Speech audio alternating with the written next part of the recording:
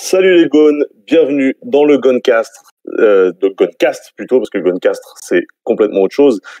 Saison 3, épisode 2. Comme d'habitude, comme tous les lundis soirs, on revient tous ensemble pour débattre sur l'actualité de l'Olympique Lyonnais. Si vous voulez être fidèle à notre contenu, n'hésitez pas à aller suivre la page Twitter ainsi que la page Twitch, @InsideGones.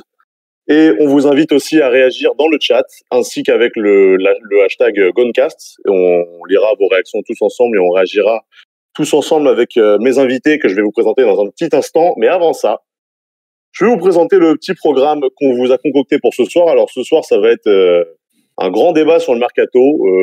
3/4 de l'émission sera sur le mercato parce que en l'espace de 48 heures, 72 heures, on a eu énormément de nouvelles rumeurs. On a eu un départ qui s'est fait très rapidement. Bon, on va pas pleurer, hein. On en parlera un petit peu plus dans quelques minutes. En deuxième partie d'émission, on fera un retour sur la performance de nos Lyonnais dans les matchs internationaux, que ce soit en A ou avec les jeunes.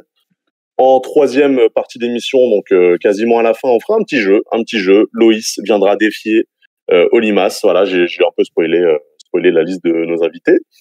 Dans un petit top 5 sur les meilleurs joueurs qu'on a eu dans ces 10 premières années depuis 2000, donc voilà, de 2000 à 2010, c'est bien résumé. Et pour finir, on fera un petit retour sur le prochain match de l'Olympique Lyonnais contre Bordeaux avec nos participants pour cette émission que je vais vous présenter tout de suite. Il ne dort plus depuis que les médias annoncent Bertrand Traoré en première ligue, c'est Olimas. Salut Olimas. Attends, je suis pas le plus grand hater de Bertrand Traoré. Ça, il faut le dire. Ah ouais. Je suis, mais oui, salut à tous. Mais t'es un homme de goût, j'ai toujours su. Exactement.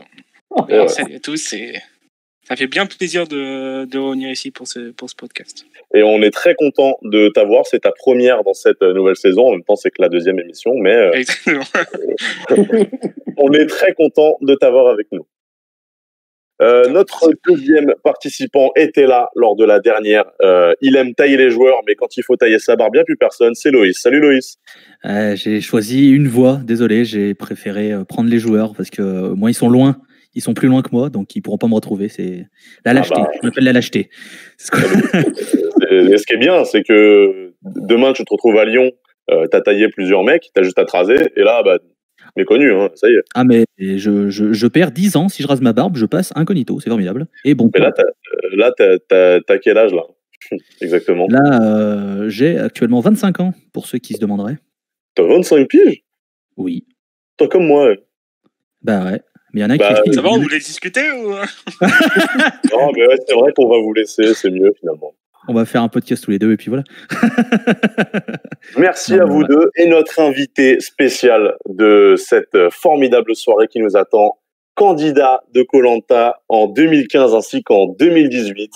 Il est également animateur d'une mini-série sur JQ France qui s'appelle Amateur.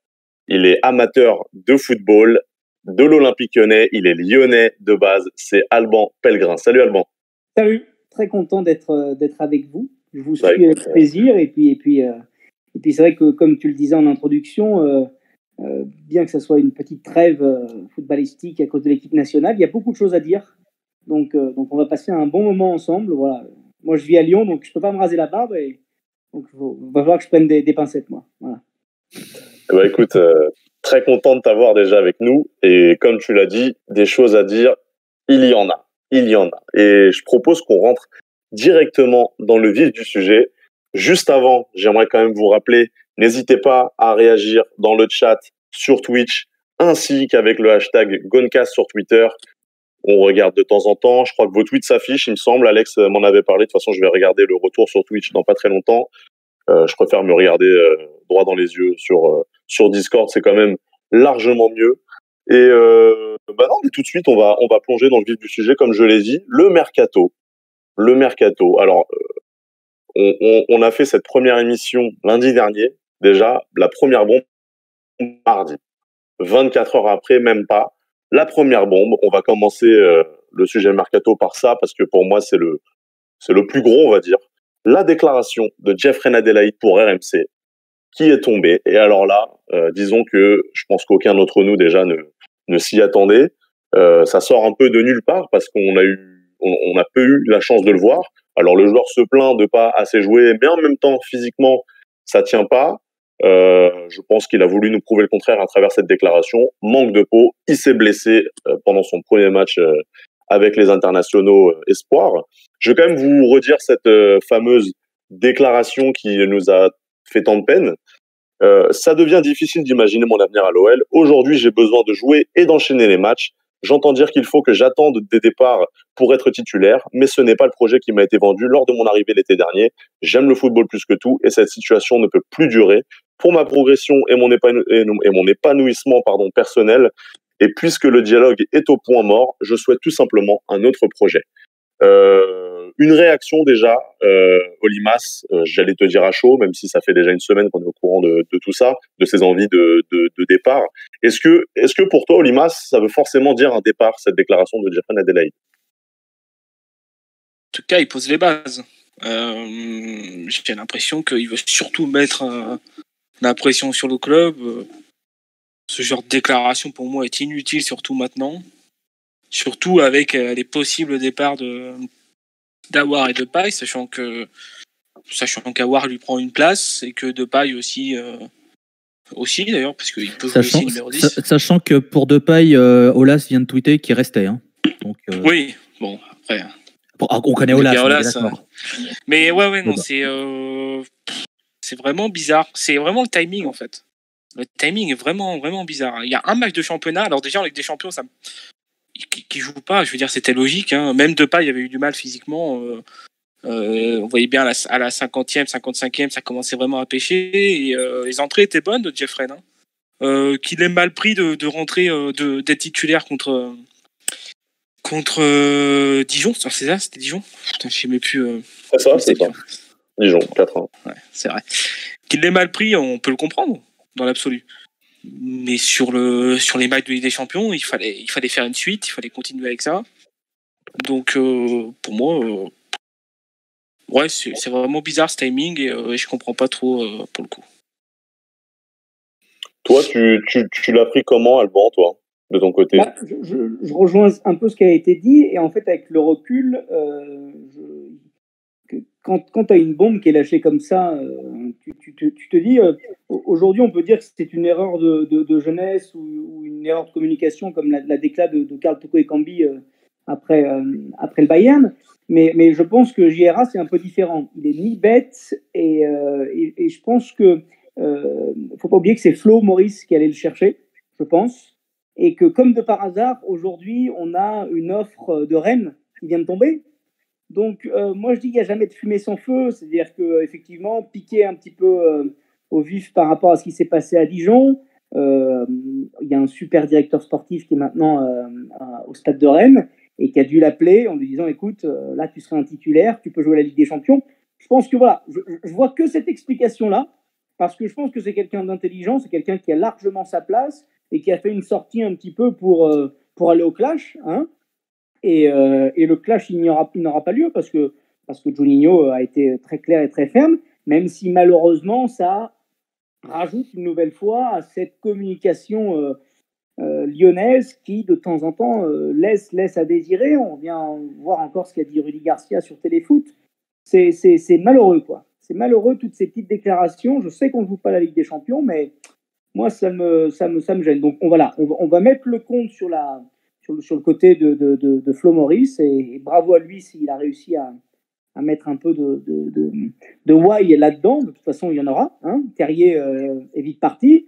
JRA peut partir, mais je ne pense pas qu'il partira. Et voilà. C'est la seule explication à laquelle je pensais. On rappelle quand même cette déclaration de Rudy Garcia. Je ne l'ai pas sous les yeux, mais en gros, c'est j'ai beaucoup de grands joueurs à l'OL. S'il y en a un qui veut partir dans un grand club, je l'amènerai en voiture parce qu'il mérite. En gros, c'est ça. Exactement. Sauf que c'est... Ouais, vas-y, Alban. Et ce qui est terrible dans cette déclaration, c'est qu'en plus, c'est une blague. Parce que moi, souvent, le problème des déclarations, c'est que c'est une phrase qui est sortie hors contexte. Donc, j'ai bien pris le temps d'aller regarder Téléfoot et de regarder sa décla. Et en plus, il est même coupé au moment où il va faire sa blague. Donc, il se retient et il la rebalance derrière. Et ça, c'est un très très mauvais signal envoyé. Moi, j'ai retweeté justement cette phrase en disant que c'était juste lunaire. Et il y a d'autres personnes qui sont venues en me disant mais Juninho avait dit à peu près la même chose après le match face au Bayern. C'est pas vrai. Il y a deux coms qui sont vraiment diamétralement différentes. Tu as d'un côté Juninho qui dit qu'on va devoir dégraisser. Et c'est normal. On ne joue pas la Ligue des Champions. Il y a des gens qui vont partir, c'est un fait. Et il y a un entraîneur qui est censé porter un projet qui derrière dit qu'il va même pousser les joueurs à partir s'ils ont des belles opportunités. Mais on est l'Olympique Lyonnais, merde. J'ai envie de te dire, c'est en totale inadéquation avec notre mentalité, et par contre, c'est en totale adéquation avec la mentalité de ce monsieur que je ne comprends pas. Bravo à lui pour ce qu'il a fait en Ligue des Champions, et c'est formidable, mais malheureusement, je pense que sur moyen ou long terme, de toute façon, il n'y aura pas de long terme, mais sur moyen terme, ça ne marchera pas. En fait, l'impression que ça donne, c'est que là, l'OL n'est pas en Coupe d'Europe pour la première fois depuis 20 ans. On dirait qu'en fait, le club est en faillite et qu'il faut absolument vendre et que voilà, le projet sera relancé. Un peu comme Monaco, quand ils sont descendus en Ligue 2, c'est un peu l'impression que ça donne. Il faut vendre et puis voilà, on se relancera dans plusieurs années. Alors que c'est pas comme si l'Europe était atteignable dès l'année prochaine, en fait. Mais j'ai pas l'impression qu'il y a j'ai pas l'impression que les déclarations soient dans ce sens-là. Hein. Ah ouais. Ça fait quand même déjà un moment qu'on sait que 3 joueurs vont partir. Là, pour le coup, il y en a peut-être que 2.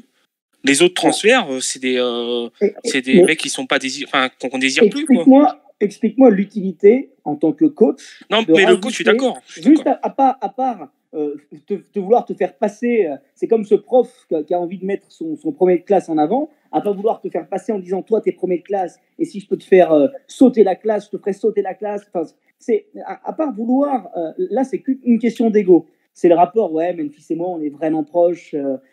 Regardez comme à quel point l'ego de Rudy Garcia a été profondément touché quand il a fait cette ITV avec Bart. À quel point il a eu ce besoin de se mettre en avant. Et attention, là-dessus, je le défends, parce que Rudy Garcia, effectivement, a été trop critiqué, alors qu'il a quand même un très beau palmarès en France. Mais malheureusement, quand on a besoin de se mettre autant en avant et qu'il a sorti des joueurs que, soi-disant, il avait lancés, il y a des gens qui lui ont rappelé à quel point, ils n'ont pas eu besoin de Rudy Garcia pour être lancé. C'est ça qui me gêne chez lui, c'est que je pense qu'il a... c'est Bernard Lacombe qui, quand il était entraîneur de Lyon, disait que c'était très dur parce que ton ego est touché. Là, je pense que l'ego de Rudy Garcia est beaucoup trop touché depuis Marseille. Voilà. C'est le personnage, en fait. C'est le personnage Garcia. Surtout, je pense qu'il ressemble à ça. Non, il n'était pas comme ça avant. Ouais, mais... Son passage à l'OM lui a fait beaucoup de mal, et notamment par rapport aux Lyonnais, parce qu'entre les Lyonnais et les Marseillais, il y a vraiment une vraie rivalité qui se crée. Que malheureusement les PSGOM ne créent plus grand chose et moi je suis un peu embêté par ces déclarations de Rudy Garcia, parce qu'il avait, franchement, entre nous, post Ligue des Champions, mais il aurait pu nous cueillir à la petite cuillère, quoi. C'est vrai, avec le hashtag, avec Yachir Mouaï, enfin t'as un élan qui était retrouvé, c'était positif. Karl Toko Ekambi, bam, première couche, JRA, deuxième couche, et Rudy qui nous achève. Cette saison va être formidable.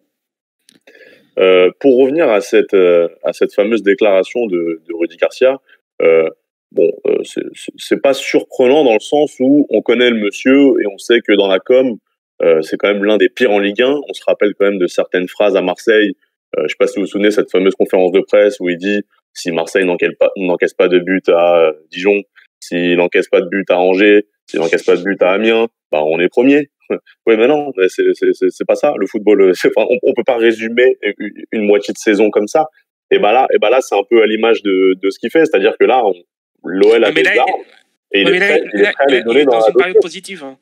À Marseille, c'était pas la même chose. Là, il arrive après Ligue des Champions. Et d'autant plus. Positif, je comprends pas cette déclaration. Bref, c'est là où cette déclaration est complètement incompréhensible. C'est une période positive, comme tu l'as dit. Mais la phrase est quand même vachement négative et elle est complètement hors contexte. Et surtout, si je puis me permettre, c'est vraiment, il aurait pu faire de la démagogie totale et gagner le cœur en plus des supporters lyonnais, parce que c'est ce qu'ils souhaitent, je pense sincèrement, en disant au contraire totalement l'inverse de cette déclaration. Qu'est-ce qu'il a à dire ? Il a à dire, ok, on n'est pas en Ligue des Champions, j'ai sûrement ma part de responsabilité. Déjà, rien que s'il dit ça, ok, il vient, comme tu viens de dire, il vient de faire quelque chose d'assez formidable en Ligue des Champions. Il dit, et je sais qu'on va nous enlever quelques joueurs, c'est triste, mais ça ne nous empêchera pas de viser très haut, d'être positif, quoi. De penser équipe, de penser supporter, de penser à la saison prochaine. Non, lui, il veut prendre sa voiture Hyundai et emmener Memphis Depay à Barcelone. Il y a 5h30 de voiture, j'ai envie de te dire, donc de Lyon. Donc c'est pas énorme, mais c'est aussi le temps qu'il lui faut pour quitter l'Olympique Lyonnais, et il faut faire attention. Voilà. Loïs, je vais te donner la parole dans quelques instants, mais juste avant, je vais prendre les réactions de nos viewers sur Twitch ainsi que sur Twitter. Alors on a quelques habitués qui sont là. J'embrasse Rohil qui est là, qui dit que demain Memphis ce sera officiel au Barça. On en parlera un petit peu plus dans quelques minutes. Il y a Burzagli qui dit MDR le tweet sur JMA le tweet de JMA sur JRA. Il y a Luffy Strike qui dit que en général quand JMA donc Olas dément un départ d'un joueur, c'est qu'il va partir. C'est pas complètement faux. Il y a GT Enzo Cool qui dit que c'est une catastrophe les dernières déclarations, que il y a Mars 0 WWTV qui dit que Garcia c'est le pire entraîneur avec Marcelo Bielsa et Zinedine Zidane. Pas de rapport entre les ouais, là, c'est un peu hors contexte, mais enfin merci. Le pire entraîneur avec Bielsa et Zidane. Ah bon? Ouais, enfin Zidane a quand même 4 Ligues des Champions, enfin bref. Et donc je vais revenir sur un commentaire de Néo Largeman, qu'on embrasse, qui dit que ce serait quand même étonnant de voir JR à partir. Mettons cette déclaration sur le compte de la jeunesse. Toi justement, Loïs, parce que c'est toi que je vais lancer, t'en penses quoi de cette déclaration? Est-ce que tu penses que malgré tout, il finira par rester au club et pourquoi pas arracher une place dans le 11 titulaire cette saison? Je suis à la place de Juninho au moment où on se parle. J'appelle tous les contacts que j'ai dans tous les clubs et je le mets dans le premier avion à grands coups de pied au cul. Attends, je vais m'expliquer. Vous l'avez énervé. Je vais m'expliquer. Vous venez de parler à juste titre de la déclaration de Garcia, qui est une honte pour moi de dire si mes grands joueurs ont une offre de grand club, je les emmène en bagnole. Enfin, pour moi, c'est une continuité. C'est soit tu montres que tu es un club qui est important et tu dis aux joueurs, t'es pas content, pas de souci.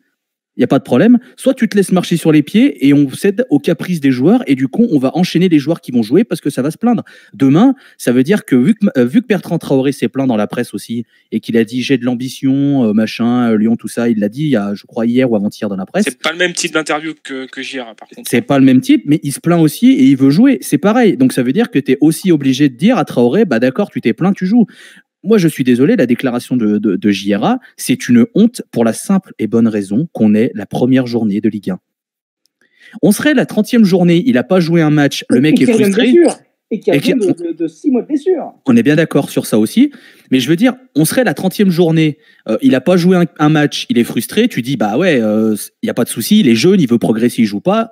Moi, je le comprends. Mais t'es la première journée, tu reviens d'une grosse blessure, tu dis que tu veux jouer, tu mets un gros coup de pression à l'équipe en disant je veux partir, machin et tout. Et en plus, ironie du sort, ça lui retombe dessus, puisqu'en équipe de France Espoir, il se pète.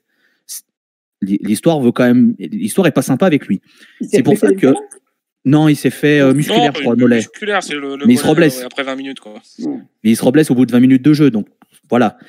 Donc, c'est pour ça que je dis, si je suis Juninho et que t'as un mec qui vient me faire un caprice au bout d'une journée de championnat, parce qu'il joue pas alors qu'il revient d'une grosse blessure, toute ambition qu'il a et tout niveau qu'il a, parce que Gira à son niveau, c'est sûr qu'il mérite sa place.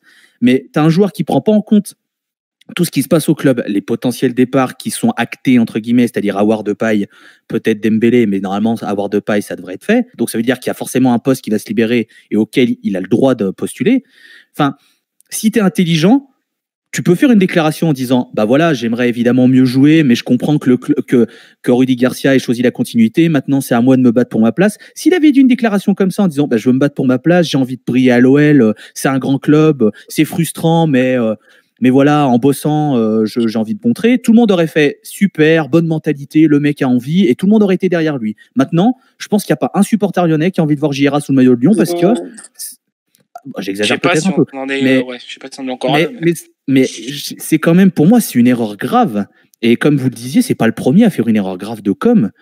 Et c'est là pour moi, où Juninho, il doit être fort, c'est qu'il doit faire comprendre aux joueurs et faire comprendre au staff que l'Olympique Lyonnais, c'est une institution, c'est un grand club, et que si on veut revenir un grand club, il faut fermer sa gueule, pardon d'être vulgaire, dans des déclarations comme ça, et il faut respecter le club. Et il y a des joueurs qui ne le respectent pas, et c'est triste. Je ne pense pas qu'il ne le respecte pas, et une nouvelle fois, je pense que ton argumentaire, il est un peu biaisé par le coronavirus, dans le sens où tu parles de la première journée. En principe, normalement, quand on parle de la première ou de la deuxième journée, le mercato se termine au bout de 2 semaines. Alors que là, le mercato a encore quasiment un mois, un peu moins d'un mois. Donc, une nouvelle fois, je pense que c'est typiquement la déclaration d'un type qui a une proposition ailleurs. Voilà. Et encore 2 mois le mercato, hein. Il finit en octobre. Hein, c'est pas le 5 octobre? On est quand? On est en. Ah oui, c'est octobre. Putain, je sais pas quelle date on est. C'est terrible. Donc, il reste. Tu as raison. Donc, en fait, pour moi, je rejoins tout à fait ce que tu dis, mais pour moi, avec l'offre de Rennes, avec Flo Maurice qui est derrière tout ça, je me dis que voilà, il ne faut pas oublier que les joueurs, il y avait un article qui était incroyable dans SoFoot sur les agents de joueurs, à quel point ils mettent une pression de temps en temps monstrueuse. Bien sûr. Sur les joueurs. Donc, pour moi, voilà, il est jeune. Il y a eu la déclaration de Diony, mais déjà, il le dit en public, mais en off, c'est complètement différent. Je veux dire, il a incendié ses agents et son entourage. Et c'est pour ça que voilà, moi, j'ai une faut le dire, confiance totale en Juninho. Tu parlais de l'institution. S'il y a bien une personne, lors de sa première déclaration, qui a mis en avant l'institution, c'est Juninho. Et une nouvelle fois, Rome ne s'est pas fait en un jour. Donc bien sûr. Ça prendra du temps à Juninho. Et surtout, il ne faut pas oublier que voilà, une phrase comme ça, bon, ça peut se pardonner, mais ça ne s'oublie pas. Donc, et tu l'achètes cher aussi, Gérard. Donc, le vendre, il faut trouver le bon prix quand même. 25 c'est pas simple. Et 1 an, donc tu peux pas tout de suite le bazarder comme ça. Je pense que c'est. Et surtout, il n'y a pas d'intérêt à le bazarder. Ouais. Il fait une petite piqûre. Il a envie de se sentir important. C'est là où tu te dis quand même aussi. Alors, je suis navré de revenir et de reciter son nom. Que le coach, malheureusement, n'a peut-être pas fait le taf nécessaire pour mettre en avant ton joueur. Parce qu'un joueur, il a besoin de se sentir concerné. Parce que je préfère, entre nous, c'est peut-être démago ce que je vais dire, mais je préfère un joueur qui se plaint, qui fait la gueule parce qu'il a faim, plutôt qu'un Martin Terrier qui a été un remplaçant formidable, parce qu'on ne l'a jamais entendu, parce qu'il a toujours répondu présent quand il fallait, mais en même temps, il n'a jamais été décisif. Donc voilà, moi je préfère les joueurs qui font la gueule quand tu sors parce que tu les remplaces à la 78e. Moi, je préfère un Mbappé qui fait la gueule parce que tu le remplaces 6 minutes avant, parce qu'il a faim de ballon, parce qu'il est jeune et qu'il a envie de jouer, plutôt qu'un type qui va se contenter en permanence. Ensuite, je suis d'accord avec toi, c'est une nouvelle fois lunaire, c'est pas normal, et on sent que l'institution est un petit peu bousculée. Mais derrière, c'est pas grave. Non, mais je suis d'accord avec toi sur le côté caractère du joueur, et c'est sûr qu'un joueur qui est pas content quand il sort, s'il veut montrer, il n'y a pas de problème. Et comme je te dis, si son entourage et le joueur avaient fait une déclaration en disant j'ai envie de m'imposer à l'OL, je suis frustré de mon temps de jeu, mais je vais tout faire pour bouger, je pense que tout le monde aurait compris le même message et tout le monde en serait sorti en disant ok, le mec a envie de se battre, le mec veut s'imposer, le mec a envie de rester, et tout le monde aurait été content. Alors que là, on se retrouve dans une situation où tu as un joueur qui passe un peu pour un gland, parce que sa déclaration, elle est un peu quand même, tu dis mais calme-toi, tu reviens des croisés, en plus il revient des croisés. L'entourage, je pense qu'il a conseillé, je pense que c'est pas très bien habile d'avoir fait ça. Lui qui confirme, c'est pas très malin d'avoir fait ça. Je pense qu'il y avait vraiment un autre moyen pour Giera de transmettre ce qu'il avait à dire et de faire meilleure figure, tu vois. Juste pour finir, je pense que comme Alban, je pense qu'il a une offre derrière et qu'il n'a pas fait ça pour rien. Ça me semble être évident. Donc maintenant, à voir ce qui va se passer, parce que Rennes, c'est bien gentil, mais il faut l'offre, il faut être d'accord avec il y avait les Leverkusen et Berlin, et le Hertha Berlin était désolé, Rennes voulait être champion, mais c'est que Rennes. Oui. Donc c'est pas. Je veux dire, pour moi, tu progresses pas en allant à Rennes, quoi. Pour tout le respect que j'ai pour ce club, mais tu progresses pas. Et surtout dans ton analyse, tu as employé un mot qui est quand même particulier dans le football, c'est malin. C'est dur. On ne peut pas demander à des joueurs d'être tout le temps malin. Il y en a peu. Quand tu vois que Payet, quand il était à Saint-Etienne, est allé au plage pour rejoindre le Paris Saint-Germain et que maintenant il s'amuse à faire des vidéos sur Twitter avec le blason de l'Olympique de Marseille. Bon, voilà, on ne peut pas demander à des joueurs, attention, et je ne les critique pas du tout, parce que c'est des types qui sacrifient totalement leur vie dès l'âge de 6-7 ans, qui sont quand même brimés par beaucoup de gens autour d'eux, famille, amis, agents. Donc, une nouvelle fois, moi, je ne jette pas la pierre. Il n'a pas 30 ans. Il a quel âge hier? À 21 ça 23, non 22 Il était en espoir dernièrement. Il a 22. On va dire ça tout de suite.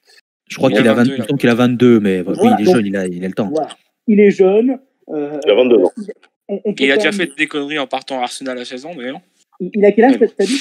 Il a 22 ans. Il a 22 ans, voilà. C'est quand même quelqu'un qui, effectivement, n'a pas fait en plus des super bons choix de carrière, comme tu viens de l'évoquer, quand il est parti à Arsenal trop tôt. C'est quelqu'un qui a un talent dingue, à qui aussi on a fait croire peut-être trop tôt qu'il avait un talent dingue, malheureusement, comme on le fait croire à beaucoup de jeunes de son âge. Et donc, c'est vrai que derrière, voilà, tu peux pas en vouloir à un type qui a 22 ans, qui fait une grosse déclat à la con. Tu lui dis qu'il a fait une grosse déclat à la con, qu'il est même ridicule d'avoir dit ça, et t'inquiète pas que Juninho va bien lui faire comprendre, et que ça va rouler. Ouais, mais j'ai envie de... Je te coupe juste sur ton début de déclaration, où tu as dit, si à chaque fois qu'un joueur disait « j'ai envie de me barrer », on lui montrait la porte, Messi a fait la même chose, et pourtant on l'a retenu. Voilà. Oui, mais c'est Messi, hein, déjà, c'est pas le même niveau. Et puis... C'est pas même important, surtout. Non, mais moi, j'ai envie de prendre le truc à l'envers. C'est que du coup, JRA, il ouvre sa gueule, il veut jouer, très bien, j'entends. Si tu l'alignes, c'est quoi le message qu'il y a pour les autres? Non, attention, il va dire quelque chose de très juste. Il veut jouer. Ça ne veut pas dire qu'il va pouvoir jouer. Oui, non, mais... Il fait une déclat choc, très bien. N'oubliez pas à l'époque, quand Memphis, quand Bruno Genesio était entraîneur et qu'il faisait rentrer Memphis uniquement vers les 65e, 70e. Depay, il faisait un petit peu les mêmes déclarations. Mais c'est bien aussi de piquer un joueur. C'est bien aussi d'être de temps en temps un petit peu arrogant avec ton joueur. Mais c'est timing aussi. Moi, je sens un joueur qui est piqué dans son ego, qui ressort d'une grosse blessure et qui ne comprend pas pourquoi il a la même blessure que Memphis et qu'il n'est pas titulaire comme Memphis. Voilà. Mais c'est normal, c'est son ego qui est touché. Et j'adore quand l'ego d'un joueur est touché parce que ça veut dire qu'il va se donner. Et je pense qu'il va nous faire une très belle saison. Alors, les amis, cela tombe très bien parce que la top alerte. Il y a un tweet de Jean-Michel Aulas qui vient de sortir. Alors, Jean-Michel Aulas n'a pas utilisé le hashtag Gonecast, chose que vous devez faire si vous voulez qu'on voit vos commentaires. Pas mal, pas mal. Est-ce que c'est le tweet sur Depay ou pas? Alors, c'est un tweet sur Depay, justement.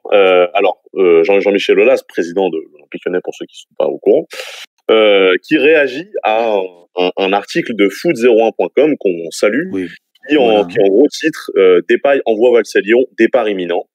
Donc, selon foot01.com, c'est fait pour Memphis Depay au FC Barcelone. Et du coup, réponse de Jean-Michel Aulas qui dit que de bêtises dans ce message de défaitiste ringard. L'OL a les moyens d'imposer sa stratégie et veut faire une très belle année.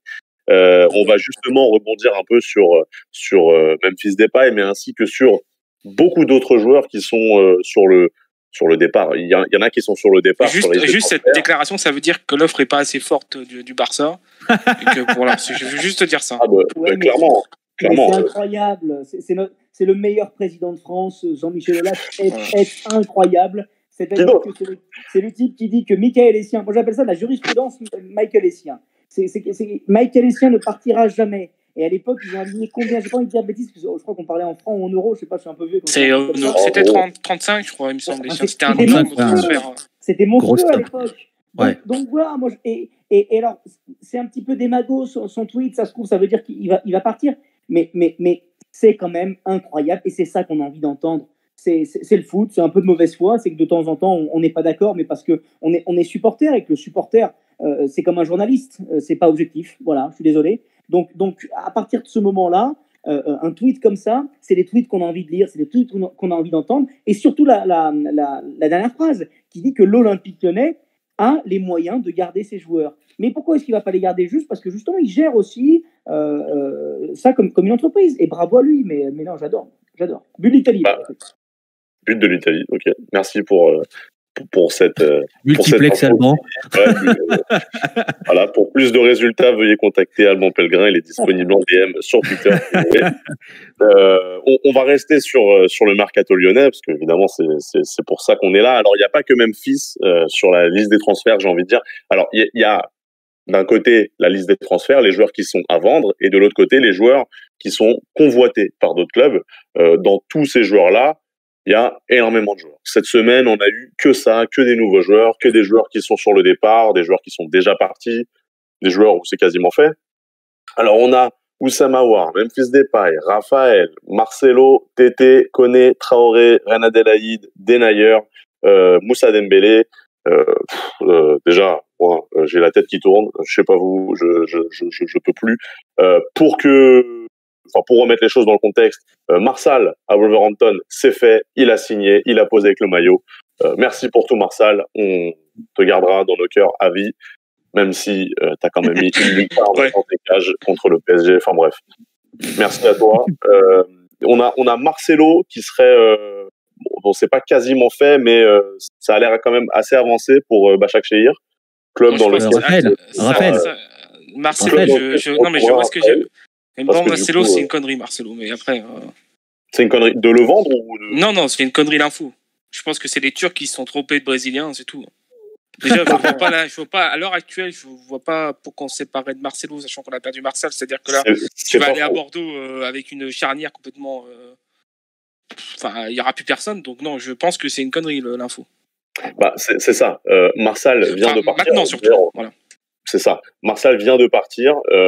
Y a aucune, je crois qu'il n'y a aucune piste pour une arrivée en défense au sein de l'OL. Il y a des pistes, mais clairement, c'est pas si avancé que. Voilà. Oui, voilà. Mais je pense pas qu'il partira maintenant, Marcelo. Les deux pistes, c'est qu'on a recruté pour 1,5 million un petit jeune turc. Oui. Et qu'il y a le français dont j'ai malheureusement. Gigot, Samuel Gigot. C'est ça, Gigot. Oui, voilà, ouais.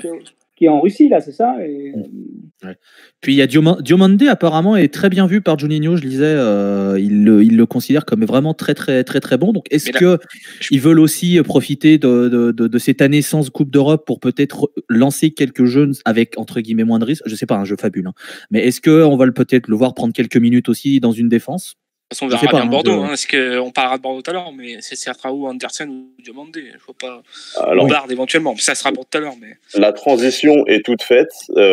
Marsal à Wolverhampton, Marcelo possiblement sur le départ, Raphaël quasi fait en Turquie. Denayer à Naples. Denayer partira pas. Non, alors, c'est pour parler des rumeurs. C'est pour. Ouais. De toute façon, il l'a dit il y a quelques jours il veut rester et il veut rester assez longtemps. Hein. Il l'a même dit il y a quelques jours. Hein. Objectivement, on pense quasiment tous que Denayer va rester, c'est quasiment sûr. L'OL demanderait, selon certains médias, 30 millions d'euros. Ça m'étonne. Ça m'étonne aussi. Je trouve que c'est pas. Ça aurait pu être plus, surtout pour un club pour Naples qui va se débarrasser de Koulibaly pour 75 millions d'euros. Après Naples, là j'ai vu ils ont coupé l'eau au stade tellement ils ont plus d'argent. Mais ils ont quand même mis 80 millions sur Osimhen. Enfin 80 millions, je sais pas combien il y a de millions qui sont passés autre part. Ils vont vendre Koulibaly, donc ça va leur faire du bien. Ouais, ils vont pouvoir remettre l'eau, c'est bien. Et du coup, la question, la prochaine thématique était la suivante. Faut-il garder ce fameux 3-5-2 que Rudy Garcia a imposé en cette fin d'année à l'Olympique Lyonnais, ou selon vous, est-ce le bon moment de repasser à une défense à 4 derrière Alban? Alors déjà, comme tout tacticien qui se respecte un peu, qu'est-ce qu'un 3-5-2 ? Un 3-5-2, c'est une composition qui permet à une équipe qui n'a pas la possession de balle de jouer en contre, principalement. Donc, est-ce que le 3-5-2 était une formidable formation face à la Juve, City et le Bayern Munich? La réponse est oui, parce que quand tu regardes les stats de la possession de balle, c'était monstrueusement avantageux pour l'équipe adverse.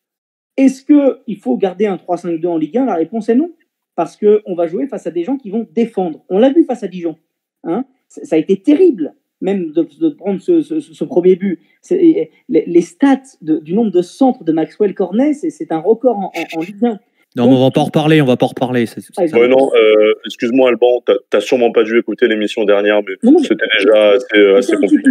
C'était juste un petit pic, mais c'est pour appuyer mon argument sur le fait de dire qu'un 3-5-2 en Ligue 1 ne peut pas, à mon humble avis, fonctionner pour cette raison-là, c'est que tu as besoin de poser un peu plus le pied sur le ballon, et que je rejoindrais, pareil, la première ITV de Juninho, un 4-3-3 serait bien plus apprécié et appréciable, selon moi. Alors les amis, juste avant de donner la parole aux autres dans l'émission, juste pour que vous sachiez, sur le compte Twitter Inside Gones, un sondage a été lancé.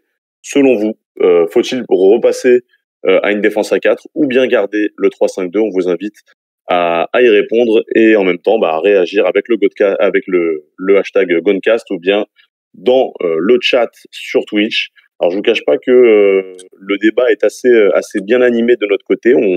On est tellement dedans que moi j'en perds un peu l'idée de lire un peu vos commentaires. Donc continuez quand même à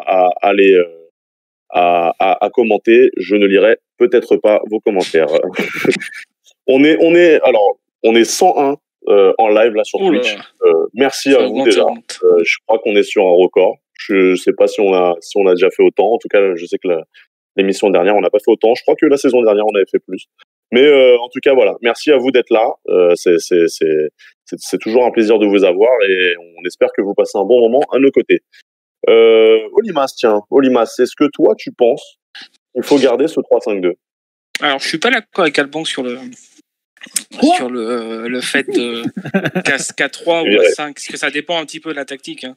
Qu'à 3 ou à 5, on puisse pas jouer et pas dominer nos équipes, on puisse jouer en contre. Moi je pense qu'on peut jouer, même très bien jouer à un système-là. Ça dépend des joueurs et ça dépend aussi de la tactique, de la mise en place tactique. Il suffit de voir à l'OL, il suffit de voir dans les sections de jeunes, en U17, il y a un coach qui joue en 3-5-2, sauf que sa méthode, c'est que les latéraux sont très très hauts et que les défenseurs jouent et font pas que rester derrière. Là, pour le coup, je trouvais que contre Dijon, Marsal a très bien joué ce rôle. Alors effectivement, Dijon était cramé physiquement dès la 10e minute, donc je sais pas si on peut prendre ce match en considération.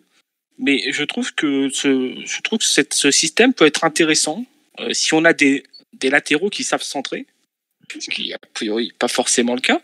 Mais voilà, je suis pas forcément d'accord là-dessus. Par contre, je pense qu'effectivement, on va repasser à 4 prochainement quand on va perdre un match, parce que ça se passe toujours comme ça à l'OL, de toute façon. Donc c'est peut-être Bordeaux. Après Bordeaux, on passera peut-être à 4. C'est possible.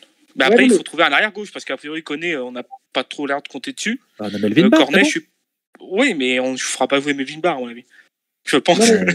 Et Cornet, on ne fera pas jouer à 4 derrière. On fera pas jouer. Tu viens de dire quelque chose de très juste. Tu viens de dire qu'on peut jouer sur un 3-5-2.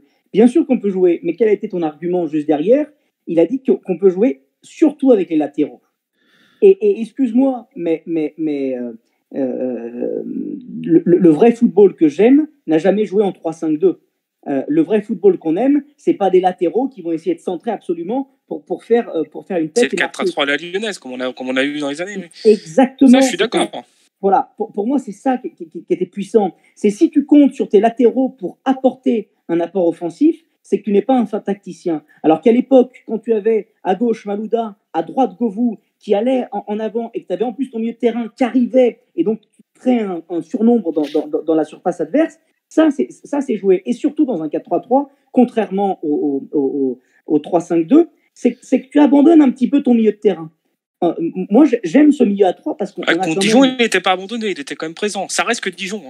Il est présent, mais il fait quoi ce milieu de terrain à chaque fois? Il était quand même. Je pense que Cacré et Guimarães étaient vachement complémentaires pour le coup sur ce match.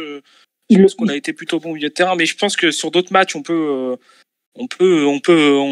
descendre effectivement. C'est peut-être pas la bonne tactique. Une nouvelle chose, je te rejoins. C'est-à-dire que Cacré et Guimarães, on connaît leur qualité individuelle. Ça, je remets pas du tout ça en question. À la différence près, c'est que si tu as un appui de plus avec un milieu de terrain en plus devant toi, tu peux faire un vrai appui triangle plutôt que tout de suite avoir cette solution d'aller chercher tes latéraux. Et c'est vrai qu'on a une qualité parce qu'on a Dembélé avec nous, mais malgré tout, je trouve que ça manque d'ambition, ça manque de flegme et voilà. Ensuite, heureusement, il y a plein d'avis et que c'est formidable. Mais quand tu as un Guimarães et un Cacré, et si tu rajoutes en plus une petite touche technique au milieu, pour moi, un milieu à 3 peut vraiment créer quelque chose de voilà. Surtout avec les départs qu'il va y avoir en attaque, il va falloir se remodeler, quoi. Donc je pense qu'il peut passer à 3, effectivement. Parce que là, si t'as pas de paille, t'enlèves quand même un créateur en attaque, il va falloir compenser derrière. Quand tu joues en amateur, ce qui a été mon cas, je n'avais ni le talent ni la qualité pour aller au-delà, mais tu jouais souvent en 3-5-2 parce que justement, 3 défenseurs, ça te permettait dans tous les cas d'éviter trop de contres. Voilà. Ça te permet toujours d'assurer d'avoir 3 défenseurs centraux. Et cette année, il va falloir faire plus qu'assurer. On a de l'ambition. Avec ce Covid, ça va être une nouvelle saison un peu particulière. Voilà, moi, j'ai la prétention de dire qu'on va les titiller le PSG, quoi. Rendez-vous dans un an, les gars. Ouais, quand on sera à 25 points du PSG, peut-être que. Mais j'en ai rien à faire. On a que ça à jouer. Écoute, non, mais on a que ça. De toute façon, on est obligé de les titiller au moins, parce qu'autrement, si on n'est pas un peu ambitieux, si on n'y croit pas, tu vois, un match par semaine.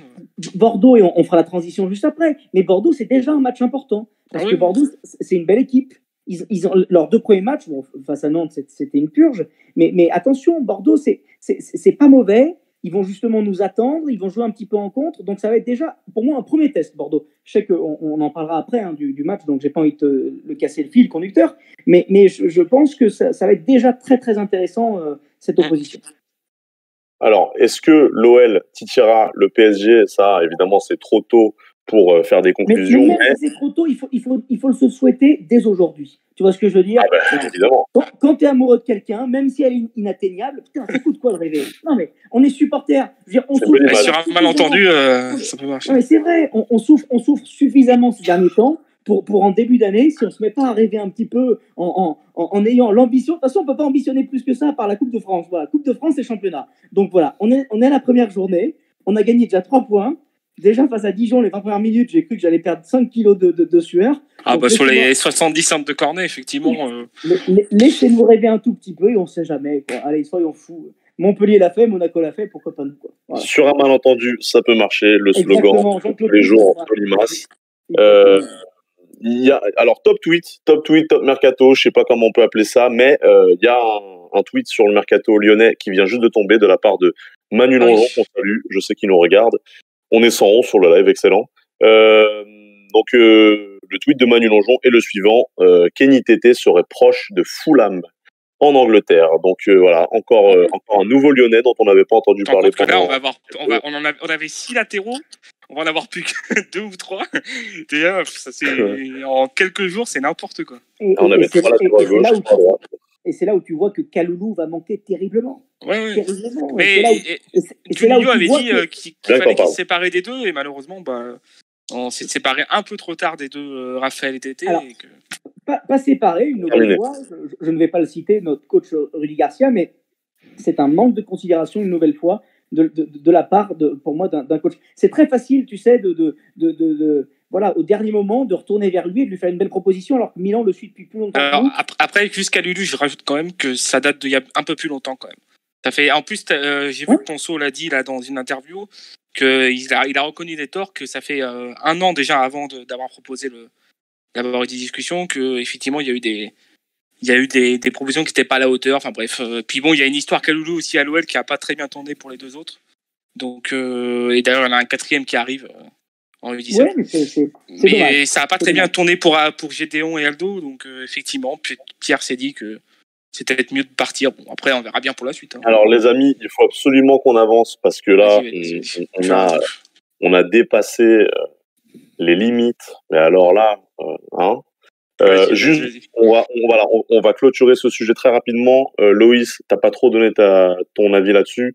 En quelques mots, 3-5-2 ou une défense à 4. D'ailleurs, je dis 3-5-2, mais 3-4-3, voilà, défense à 5 ou défense à 4. Je pense que Rudy Garcia a bossé le 3-5-2 et que tant qu'il aura le nombre de défenseurs centraux suffisant, il fera un 3-5-2. Je pense que si on vient à dégager, Marsal c'est fait, et si on vient d'en dégager un autre en plus, que ce soit Marcelo ou Denayer, je pense qu'il repassera à 4 parce que ce sera pas viable, même si, selon des infos apparemment qui viennent de sortir, Bruno Chéreau bosse pour un latéral droit, un défenseur central et un joueur offensif.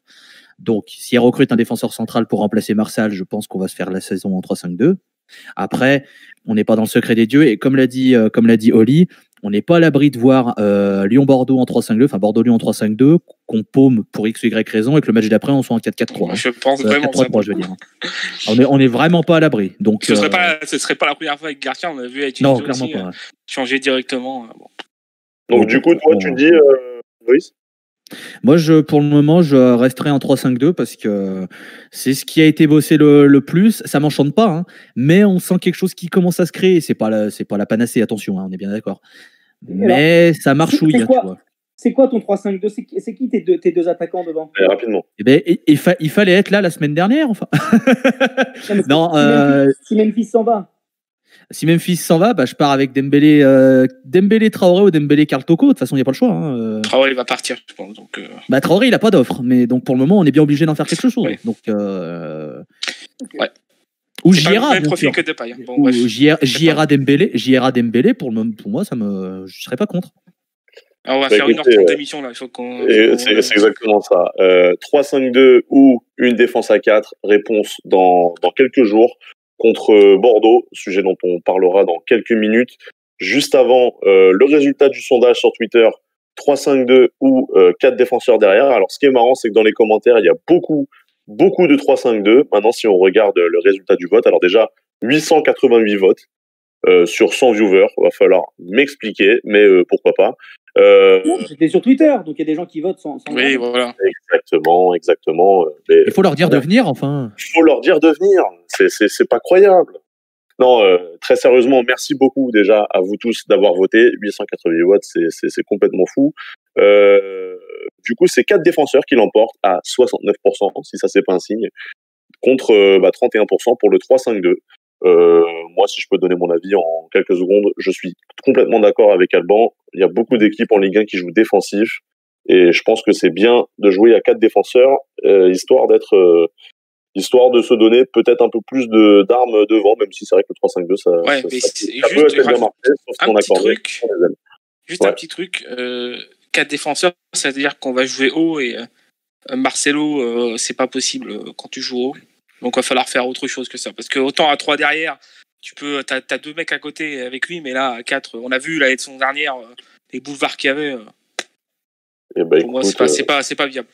On a une grosse pensée à Hugo Ternès et Yaman qui étaient au stade, qui ont donc assisté aux 18 centres de Cornet en première mi-temps. On les salue.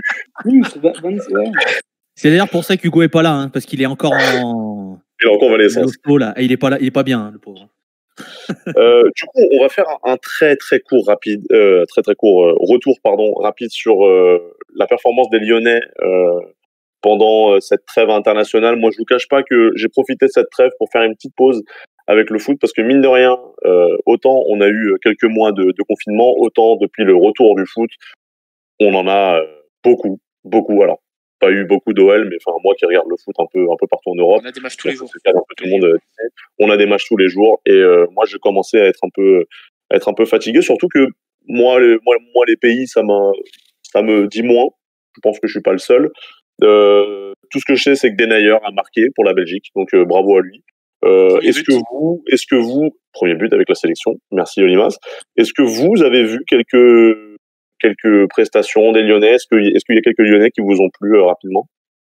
Amine Gouiri. Ah, pardon. Toujours dans le déni, excusez-moi. Non, sérieusement, moi j'ai vu le match des espoirs, pas le dernier là, mais celui de vendredi. Et j'avais trouvé Maxence un peu timide la première mi-temps, par contre bien meilleur en deuxième. Voilà, c'est juste pour ça. Et puis Jeffrey, qui se blesse au bout de 20 minutes, qui avait fait une très bonne entame. De toute façon, il joue en numéro 10 quasiment en équipe de France. Il joue très haut. Donc voilà, c'est juste ça. Et puis là, j'ai vu que Cacré a fait une passe décisive tout à l'heure pour Amine Gouiri. Enfin bref. Voilà. Alban, je vais te poser la question, toi qui es lyonnais et qui est incontestablement, je sais pas si je l'ai bien dit le mot, enfin bref. Toi qui suis l'Olympique Lyonnais, qui a l'air quand même vachement calé, déjà ça nous fait plaisir de voir que tu es vraiment à fond là-dedans. Est-ce que toi tu es tellement à fond que tu suis la performance des Lyonnais pendant la trêve internationale? Non, c'est pas de là à suivre. Je lis l'équipe, et forcément notre côté lyonnais fait qu'on est toujours content quand le Portugal gagne pour Anto, qui était titulaire en plus. Oui. Mais par exemple, effectivement, quand je vais regarder l'équipe de France, et que je vois la prestation de Léo Dubois, ben, je m'inquiète un peu. Parce que la prestation de Léo Dubois, elle est un petit peu à l'image pour moi de ces 3 derniers matchs qu'il a fait avec l'OL en LDC.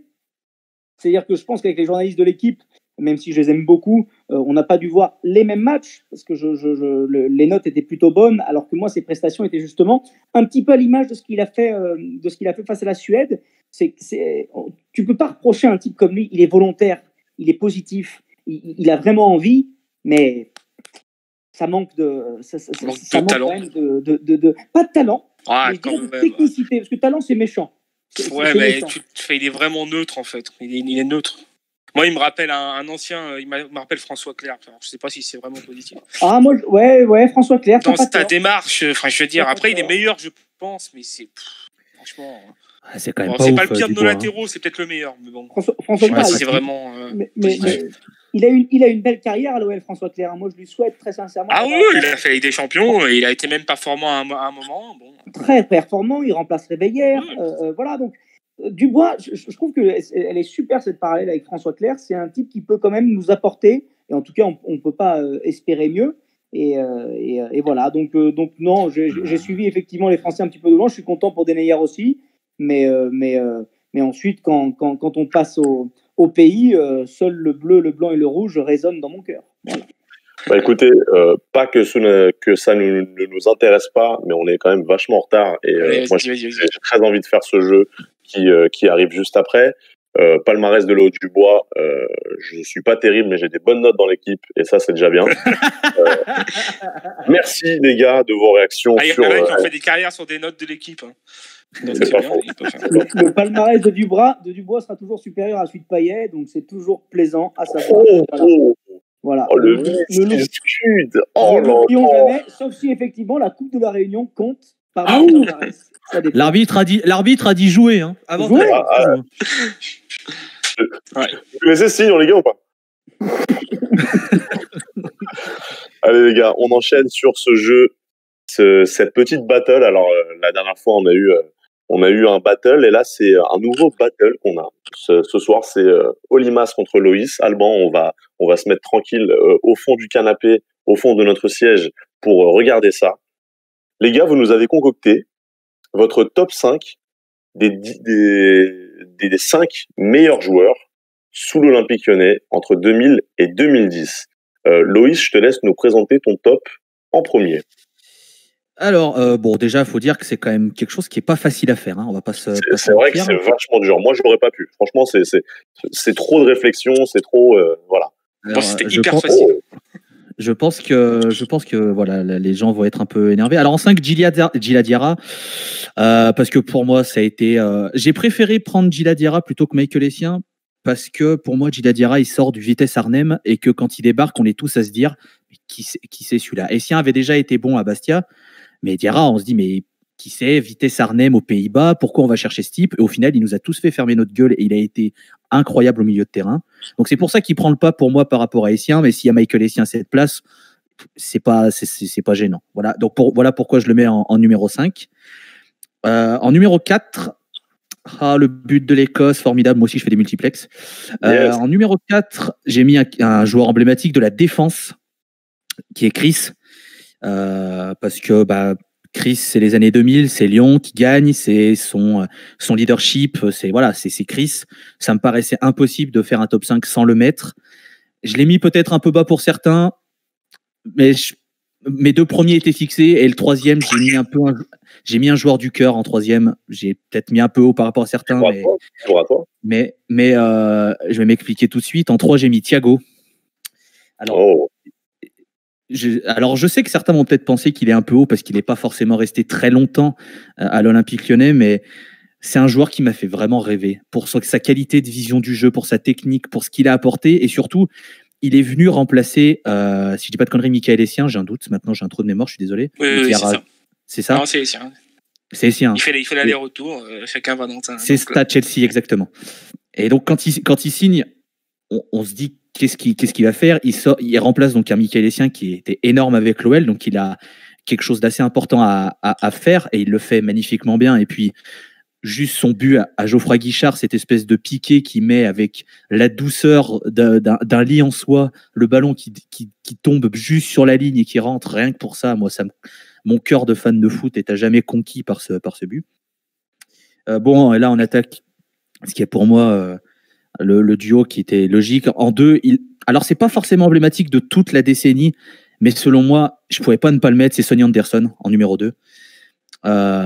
Il a fait certes que le début de la décennie avec l'Olympique Lyonnais, mais pour moi, sans Sonny Anderson, t'as pas tout ce qui arrive derrière. C'est le joueur qui fait passer un cap à l'Olympique Lyonnais, c'est ce joueur qui fait comprendre à toute la France que Jean-Michel Aulas et l'OL sont là et ils sont pas là pour rire, en fait. Bien sûr. Et le seul regret que j'ai avec Sonny Anderson, c'est qu'il est venu trop tôt, dans le sens où il nous a manqué un tueur pendant toutes ces années en Ligue des Champions, et que si on avait eu un Sonny Anderson un peu plus jeune, qui faisait plus longtemps à Lyon, c'est une utopie évidemment, je pense qu'on aurait pu aller la chercher cette Ligue des Champions avec ce tueur devant. Mais voilà, Sonny Anderson en 2, voilà, c'est pour aussi récompenser le fait qu'il nous a fait passer un très grand cap, et que c'est un immense joueur et que c'est une légende.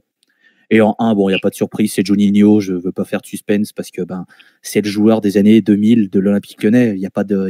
Pour moi, il n'y a pas de débat. C'est lui qui représente Lyon, c'est lui qui nous a fait gagner, qui nous a fait rêver, qui a mis tant de buts incroyables, des passes incroyables, un leadership formidable. Voilà, pour moi, Lyon des années 2000, s'il y a un joueur à retenir, c'est Juninho. Donc, c'est pour ça que je le mets en numéro 1. Donc, voilà mon top 5. On se limite à 5. Alors, je vois Coupet, il s'est battu pour le 5. Il faut être honnête, Coupet, il s'est battu pour la place dans le top 5. Moi, j'en ai un autre que tu as oublié, mais je le ferai après.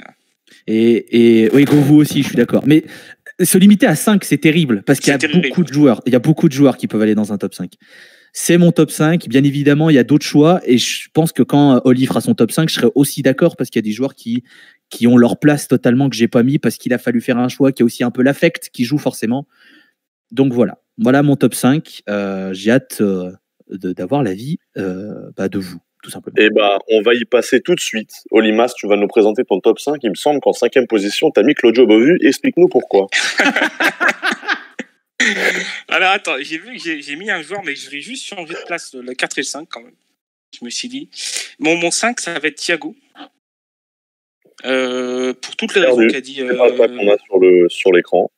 Oui, non, mais il y a un changement entre le 4 et le 5, c'est pour ça. D'accord, ok, d'accord. Je viens juste de me rendre compte. Mais c'est pas grave, ça change pas grand-chose. Pas Bovu. Voilà, c'est pas Bovu. C'est tout ce qu'a dit Loïs, je suis complètement d'accord. Pour moi, il a même changé, il a fait évoluer le jeu de l'OL. Je trouve que ce milieu avec Johnny, par exemple, était absolument incroyable. Et donc, en 5e place, pour moi, il est parfait. En 4e, je mets Chris. Parce que c'est pour moi un des meilleurs défenseurs d'Europe à l'époque. Peut-être même le meilleur, peut-être dans un petit encours, mais vraiment absolument incroyable.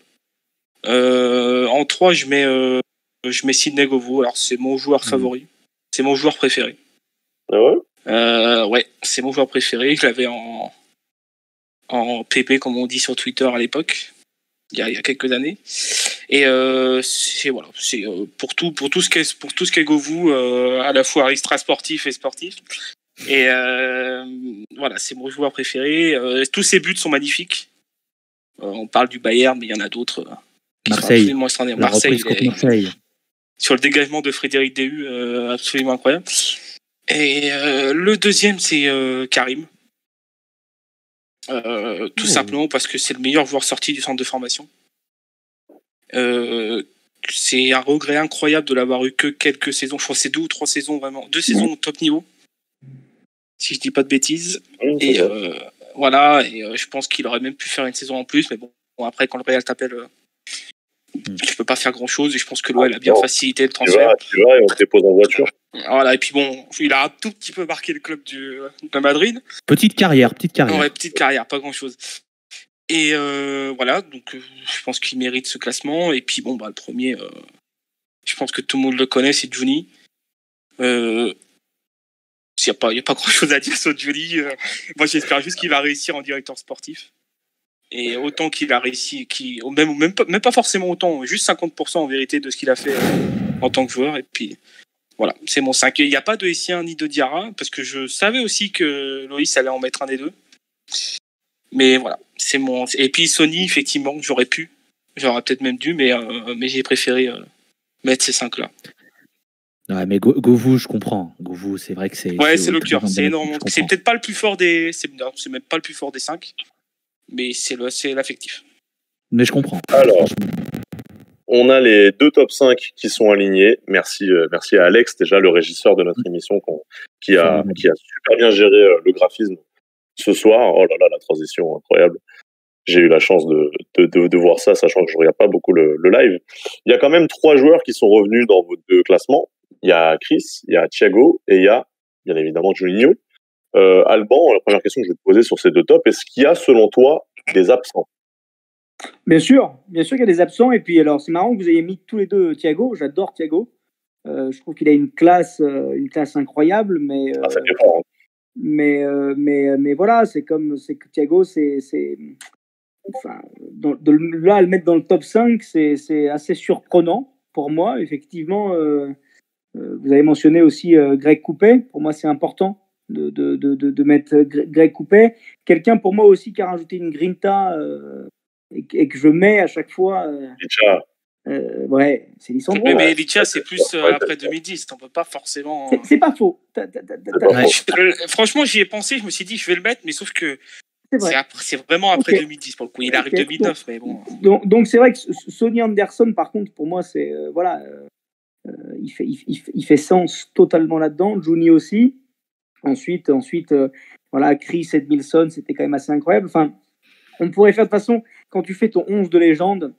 Que tu fais ton 11 de légende de la formation de l'Olympique Lyonnais, c'est incroyable. Tu fais ton 11 de légende juste de l'Olympique Lyonnais, et à l'époque, effectivement, c'est juste dommage. Moi, je suis d'accord pour Thiago, c'est formidable, mais si on avait pu garder une saison de plus, ce milieu de terrain, Diarra et Sian Juninho. Je comprends, mais je pense que Thiago, dans ce milieu, est plus fort que Essien. Après, c'est une appréciation. Mais je peux comprendre que Thiago, ça puisse choquer un petit peu, parce que dans le sens où il est resté. Non, mais je veux dire, ça par rapport à d'autres joueurs. Mais je trouve que le joueur. L'Atlético Madrid, c'est monstrueux. C'est monstrueux. Je trouve que le joueur sur le terrain était tellement fort, en vérité. Je préférais ce milieu de terrain avec Essien. Je suis totalement d'accord avec toi. Pour moi, il est juste un tout petit cran en dessous d'un Iniesta ou d'un Xavi, mais pour moi, il a vraiment un toucher de balle qui est incroyable, et je comprends que tu le mettes dans ce top 5, même si moi, je ne l'aurais pas mis dans... Et je suis toujours dans le regret qu'il n'ait pas été là. Alors, c'était le match aller-retour au Milan, où il y en a un c'est Thiago qui rate et l'autre, c'est Juni. Et je pense que si on avait eu les deux sur les 2 matchs, ça n'aurait pas eu le même résultat. Voilà. Ce qui manque dans cette année-là, c'est ce que tu as dit, c'est un grand attaquant. C'est un grand attaquant. C'est pour moi voilà, c'était très juste ton analyse sur Sonny Anderson. Elle était très juste, parce qu'effectivement, dans les belles périodes, quand on perd face au PSV, penalty sur Nilmar ou face au Milan, c'est là où c'est regrettable. Attention, j'adore Wiltord, hein, mais une nouvelle fois, on était sur un Wiltord qui était un petit peu en fin de carrière. Mais pour moi, le plus gros regret du transfert raté, c'est Didier Drogba. À l'époque, quand on recrute Malouda, c'est incroyable. Et moi, je me souviens, j'étais au stade, le dernier match Lyon-Guingamp. On s'en prend 2, je crois, par Drogba. Et tu as les Badgones qui acclament Drogba, parce qu'à l'époque, tu avais cette rumeur comme quoi Didier devait venir à l'Olympique Lyonnais. Et c'est vrai que c'était le fameux grand attaquant qui aurait pu faire basculer quelque chose. Enfin, ça, c'était la parenthèse qui n'avait d'ailleurs strictement rien à voir. Mais excusez-moi, on s'est égaré. Mais non, très beau top 5. Voilà. Alban, toi, très rapidement, si tu devais nous faire un top 5, je te prends un peu de cours, mais là, comme ça, si tu devais nous dire, alors totalement subjectivement, hein, ton top 5 entre l'année 2000 et 2010. Eh ben, j'en rejoins sur 4 où je suis totalement d'accord pour Sonny et Johnny. Pour moi, c'est vraiment des gens qui ont fait basculer l'Olympique Lyonnais dans une dimension supérieure. Sonny Anderson était le premier cran, Juninho était le deuxième cran. Ensuite, je vais mettre Coupé et Govou, parce que tu n'as pas une grande équipe sur un grand gardien, et Coupé a permis justement de basculer aussi dans cette dimension. C'était un buffle. C'est quelqu'un en plus que j'apprécie énormément, que j'ai eu l'occasion de croiser, et qui est en plus un mec en or. Et Govou, mais je le mets 1000 fois dans ce top 5, parce que Govou, s'il allait un tout petit peu moins au FNK, enfin au First de l'époque, pour les Lyonnais, ça aurait pu être. Mais peut-être que non, et peut-être que s'il était allé plus, ça aurait peut-être encore été mieux. Et on ne sait pas, c'est peut-être ça. Non, mais ce que je veux dire, c'est que s'il y est allé moins, il aurait quitté l'Olympique Lyonnais parce que pour moi, c'est un talent incroyable. Ouais. Il a eu des petites blessures aussi, c'est notamment. Une chance, mais parce que c'est aussi, il n'y a pas de fumée sans feu. Voilà, quand tu fais attention à toi, comme Cristiano ou comme Messi, tu as moins de blessures. Et en même temps, comment en vouloir à un type qui a un talent comme lui et qui est un mec en plus en or et incroyable. Donc voilà mon top 4. Ensuite, pour le top 5, pour le 5e, effectivement, je comprends que vous ayez aimé un défenseur. Edmilson aussi, pour moi, j'hésitais entre Edmilson et Chris. Edmilson fait partie de ces défenseurs, cette culture brésilienne. De classe aussi. Voilà, et surtout... Cachapa aussi. Après, Cachapa, c'est un cran en dessous. C'est un super personnage à l'OL, mais c'est quand même un cran en dessous des. Mais parce que c'était un bon deuxième, c'était très bien. Et voilà, mais c'est vrai que Chris Edmilson, c'était quand même costaud. Et voilà, et puis, on pourrait citer Abidal, qui pour moi, pour moi c'était les plus beaux latérales. La plus belle ligne gauche, c'était Malouda Abidal. Malouda Abidal. Ça a été dit sur le chat en plus. T'as jamais vu un truc pareil. Malouda Abidal, c'était physique, c'était violent, c'était rapide, c'était incroyable. J'aimais beaucoup Réveillard Govou aussi sur le côté. Enfin, ça nous replonge sur des années où j'avais encore un peu plus de cheveux, donc forcément c'est pas très agréable. Mais voilà, quoi, que j'ai fait des implants, donc j'espère que ça va repousser. Mais écoutez, non, on va, voilà, c'était un joli top 5 et de toute façon c'est trop dur de choisir, voilà.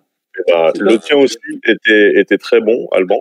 Il y a Hugo Ternes Jr. qui est donc l'un des chroniqueurs de ce Gonecast, qui a donné son top 5 également. Alors dans l'ordre décroissant, Coupé, Chris, Govou, Anderson, Juninho. Donc on est plus ou moins tous d'accord. Moi je pense que voilà, je suis pas capable de. On est tous d'accord sur le premier déjà de toute façon. Oui, sur les deux premiers, on peut dire. Obligé. Ouais. Moi, il y a Karim en plus, qui me semble. Je sais pas. Ouais, moi, j'ai pas mis Sony. Je suis d'accord que Sony aurait dû être, mais moi, j'ai un faible pour Karim, donc. Voilà. Mais bon, j'aurais dû mettre Sony. Je peux enlever Thiago, je peux mettre Sony Anderson. Pour moi, il n'y a pas de souci. Karim Benzema est plus talentueux que Sony Anderson, mais Karim Benzema bascule moins dans la décennie, fait moins basculer l'Olympique Lyonnais qu'un Sony Anderson. Pour moi, mais après, c'était. Oui, d'accord, je suis d'accord. Mais c'est l'emblème du centre de formation de l'OL. Ah, mais c'est un emblème. Je lui souhaite très sincèrement qu'il revienne à l'OL pour nous faire une ou deux saisons incroyables. Mais c'est vrai que voilà, c'est plus pour la symbolique. Mais je suis d'accord sur Sony. Que tu le mets, même s'il nous plante des buts assez incroyables. De toute façon, dès qu'on plante un but incroyable face à un maillot vert, c'est toujours formidable. Même Jimmy Briand peut rentrer dans nos cœurs, c'est dire. Donc à partir de ce moment-là, voilà, c'est ça c'était un joli top 5. Quoi. Eh ben écoutez, c'est la fin de ce battle, c'est aussi la fin de ce podcast. Juste avant de se quitter, on va juste parler 2 petites minutes et après on va du prochain match contre les Girondins de Bordeaux au match Atlantique le 11 septembre.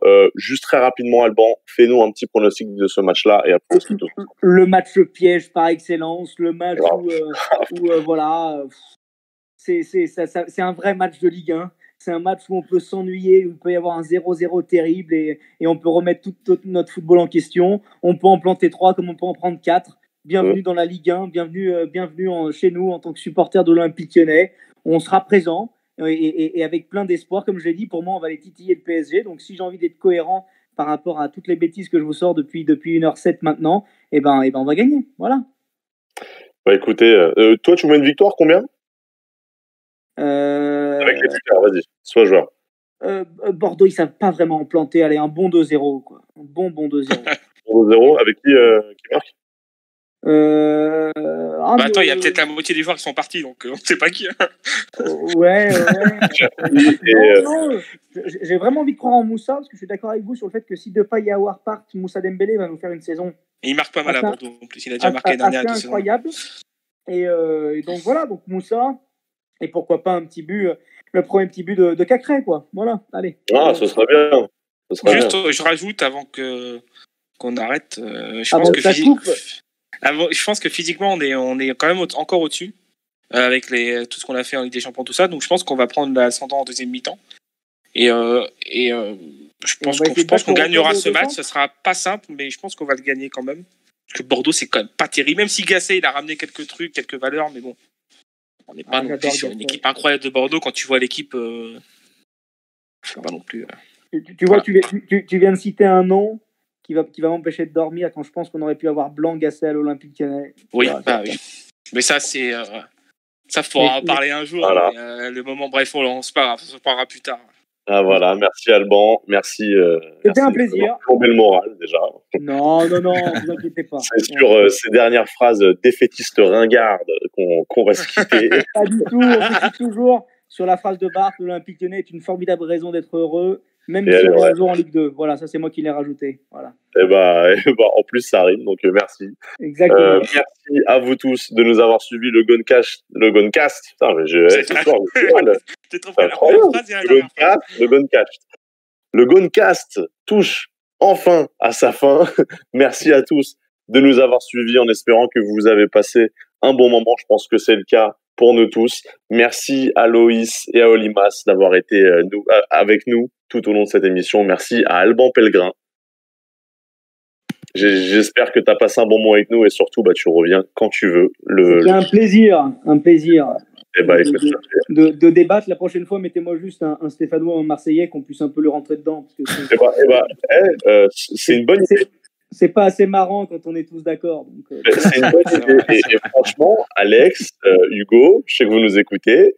On va essayer de ramener quelqu'un qui n'est pas de notre avis. Il y en a des bons. On n'était pas tous du même avis ce soir et c'est ça aussi qui est agréable. Parce que c'est vrai. C'est un peu la problématique parce que quand on est trop du même avis, mais c'était très intéressant et je dis pas ça pour faire plaisir parce que justement que ce soit pour le 3-5-2, que ce soit pour la déclat de JRA ou autre, on n'était pas du même avis et c'est aussi le principe, c'est que personne ne détient la vérité. La seule vérité, c'est la victoire et c'est ce que Johnny va nous apporter. Voilà. Et c'est sur ces dernières phrases qu'on va se quitter en espérant que tu aies raison. Merci à vous tous de nous avoir suivis. Merci aussi à Alex, à la régie, d'avoir assuré cette émission. Encore une fois, un énorme travail de ta part. Et nous, d'ici là, on se retrouve lundi prochain pour un nouvel épisode du Goncast. Salut les Gones. Ciao. Salut.